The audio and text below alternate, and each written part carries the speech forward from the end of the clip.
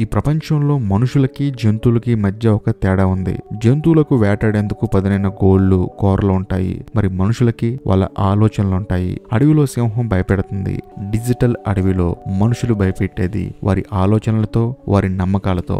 Social మీడియాలు ఇప్పుడు ఇవి కేవలం కాలక్షేపం కోసం కాదు, ఇది ఒక పోరాట రంగం. ఇక్కడ విజేతలు ఎవరంటే గొప్పగా ఆలోచించేవాడు, ఓడిపోయేది ఎవరంటే ఇతరులను ఫాలో అయ్యేవాళ్ళు. ఇక్కడ గెలిచేందుకు పదునైన గోళ్లు కాదు, సూటిగా గుండెల్ని తాకే మాటలు కావాలి. ఎవరో ఏదో చెప్పారు, ఎవరో ఏదో పోస్ట్ చేశారు, అది నిజమా కాదా అని ఆలోచించకుండా మనం వేగంగా కదులుతున్నాం. కానీ సరైన దిశలో కదులుతున్నామా? అసలు ఎక్కడికి వెళ్తున్నాం? ఈ అంతులేని సంగ్రామంలో మనం మనల్ని కోల్పోతున్నాం. మన భయాలు, మన సందేహాలు, మన సొంత లోపాలు మనల్ని వేటాడే అడవి జంతువుల్లా వేటాడుతున్నాయి. కొన్నిసార్లు మనం కరెక్ట్ అనుకున్న దానికోసం నిలబడతాం, కానీ వేరే వాళ్ళు కామెంట్స్ లో వేసే మాటలకు భయపడి వెనక్కి తగ్గుతాం.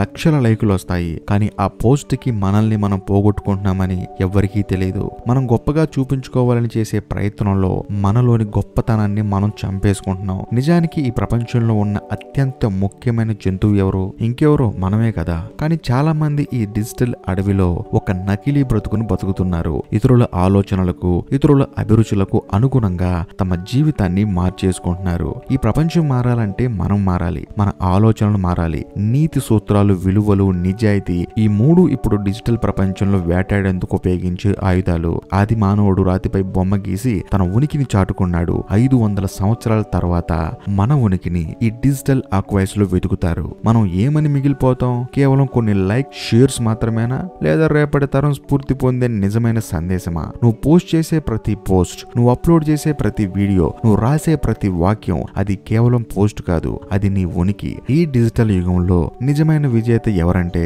లక్షల మంది ఫాలోవర్స్ ఉన్న వ్యక్తి కాదు. నిజమైన విజేత అతని మాటలు, ఆలోచనలు వేల సంవత్సరాల పాటు జీవించే వ్యక్తి. భవిష్యత్తు వారికి సొంతం కాదు, ట్రెండ్ ను వెంబడించే వారికి. ఎందుకంటే ట్రెండ్స్ ఒకరోజు వస్తాయి, ఒకరోజు పోతాయి, కానీ శాశ్వతమైన ఆలోచనలు మాత్రం ఎప్పటికీ ఉంటాయి. నువ్వు కేవలం ఒక డిజిటల్ ఫాజిల్ గా మిగిలిపోతావా, లేదా నిన్ను చూసి, నీ మాటలు విని, నీలో ఉన్న నిప్పును చూసి ఎంతో మందిలో మంటలా రగులుకుంటావా? ఈ అద్భుతమైన అవకాశం మనలో ఉన్న మానవత్వాన్ని రీస్టోర్ చేయడానికి. ఎందుకంటే సామాజిక మాధ్యమాలు కేవలం కాలక్షేపానికి కాదు, అది మానవ పరిణామంలో కొత్త యుద్ధ రంగం. ఇక్కడ నువ్వు ఫాలో అయ్యే కంటెంట్ ని బట్టి నీ విలువ డిసైడ్ అవుతుంది. నువ్వు చేసే కామెంట్ ని బట్టి నీ మనస్తత్వం అనేది రిఫ్లెక్ట్ అవుతుంది. సో నువ్వు ఏం చూస్తున్నావు, ఏం రాస్తున్నావు అనేది కూడా చాలా ఇంపార్టెంట్. నువ్వు కంటెంట్ క్రియేట్ చేయాల్సిన అవసరం లేదు, నువ్వు ఏం కంటెంట్ చూస్తున్నావు అనేది నీ మనస్తత్వానికి ఒక రిఫ్లెక్షన్ లాంటిది. నువ్వు గొప్ప గొప్ప కవితలు రాయాల్సిన అవసరం లేదు. నువ్వు ఒక మంచి వీడియో చూసిన తర్వాత,